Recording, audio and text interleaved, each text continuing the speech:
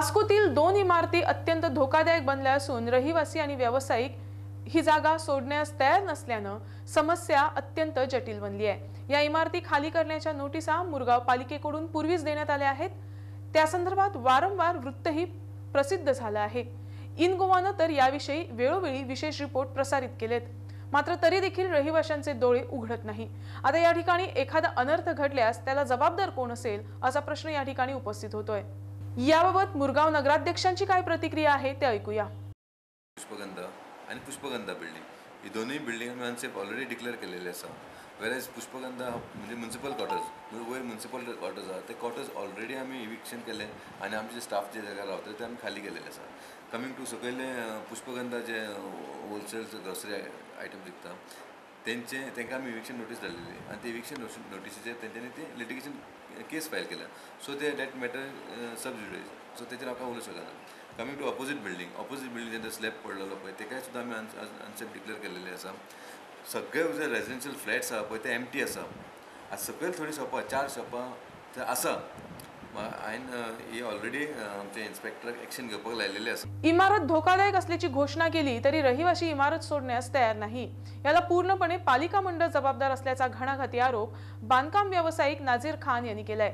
रहिवासी इमारती सोडण्यास तयार नसल्यास त्यांच्यावर कारवाई करण्याचा अधिकार पालिकेला आहे, पण हा अधिकार पालिका वापरत नाही। त्यात काहीतरी काळबेरं असल्याचा आरोप खान यांनी केलाय। वन्स ते पणजीन एक इश्यू झाला ते आता त्यांचे FAR वाढून दिता, so builder can be benefited. Yes, builder can be benefited under one condition, if government take a action.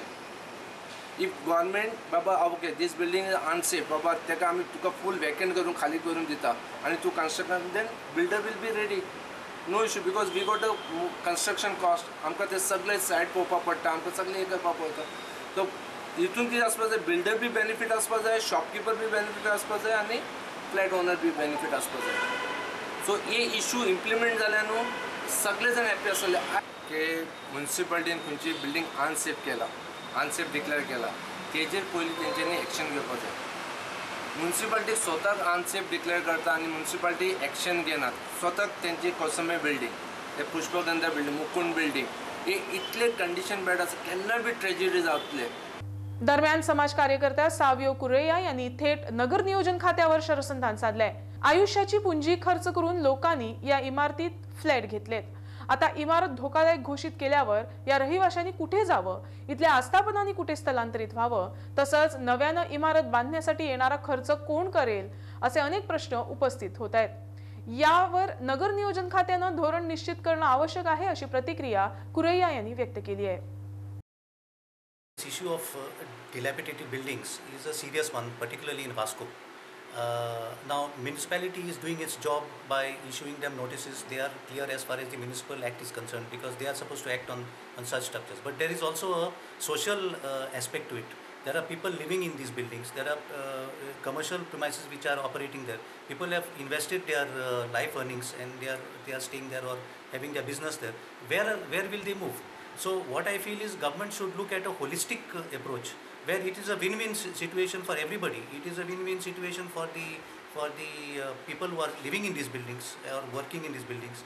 Win-win for the municipality, which in terms of revenue and also to comply with the legal requirements. Win-win for the public because remember one thing, most of these buildings don't have this off-street parking arrangements because at that time when they were built these rules and regulations were not there. Okay, and also a win-win for the developer who comes in, who wants to take up these buildings for redevelopment. He should also make some decent profit or some return on his investment. So I have heard that in Panjim already some regulations are in place. I would feel that a pan-Goa regulation or a law ought to be made